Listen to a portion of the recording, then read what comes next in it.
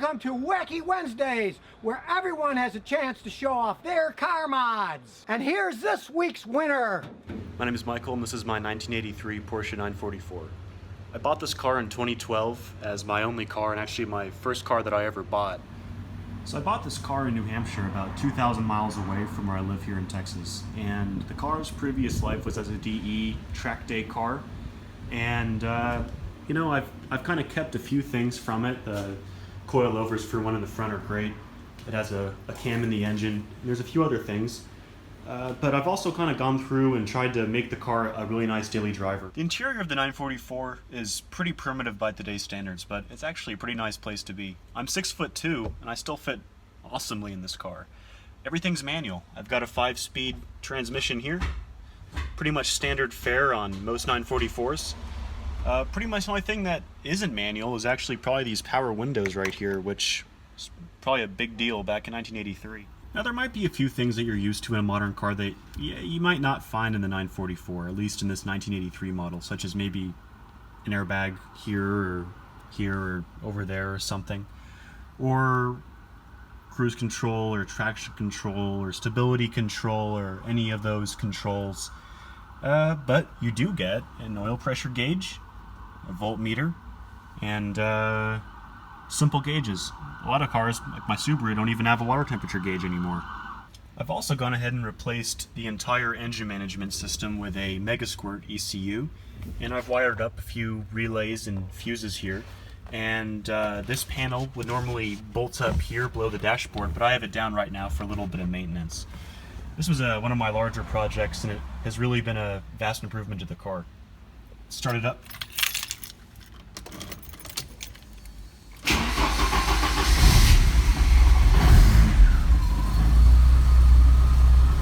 Tachometer here is inverted and actually swings up that way, which is cool.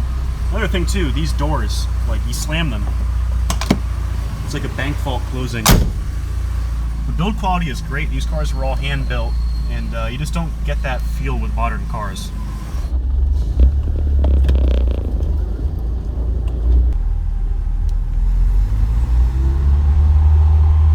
It's a fun little car.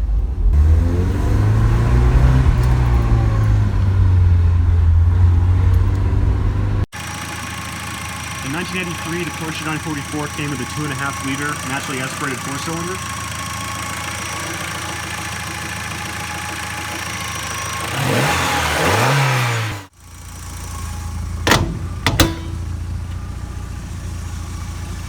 As far as bodywork goes, I fitted European spec bumpers to the front. At the rear, same thing, I've got a European bumper, as well as a rear valence from a 944 turbo. The exhaust is pretty much stock. The factory catalytic converter has been replaced with a resonator, and it's not too loud. It's, you know, a little bit nice. It's a little bit louder than the car next to you, but not by too much. It's discreet. The wheels are factory 16-inch Fuchs alloys. Also fitted 4-piston Volvo 240 calipers on this car. A little bit of modification needed, but not too bad. So as far as ownership, it's been a hugely positive experience. Again, this was my first car that I ever bought, and I still drive it year-round. But aside from just being a good car and, you know, it's a blast to drive, it's also kind of been a professor in my life as far as, you know, as I grew up. I bought the car when I was 19, 18 or 20 or something like that.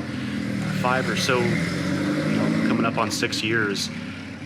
I've come a long way too, and the car has kind of had a large role in that. So when I bought this car, I mean, I kind of knew how to change the oil on a car, and I knew how to change a spare tire, but that was pretty much it.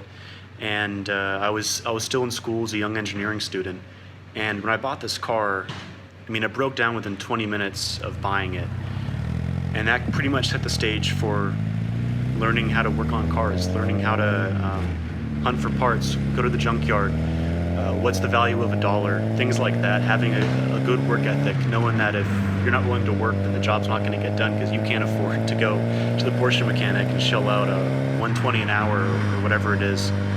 So I had to learn how to do a lot of work, clutch jobs, transmission replacement, pretty much everything. I'm pretty sure I've had pretty much every nut and bolt off this car back on in some way or another over the last 5 years. Not to say it's unreliable. The car is, for being 36 years old, extremely reliable. It's more reliable than the 99 4Runner that I used to own. The car starts every time. It drives great. A lot of stuff was just simply being 36 years old. But as far as a young person owning a car, I don't think I could have made a better decision. I think a lot of young people now are, I don't know, like they're not as attracted to owning an old car as maybe they should be, just because it's such an opportunity to grow as a person yourself. If you're passionate about something, you know, be willing to do your own work, do your own research, you know, not just be a passive commuter. Owning a car is something to be proud of. And, you know, this car for me was the right car. Well, that was this week's video, and to have your car mod shown on my channel here, check this out.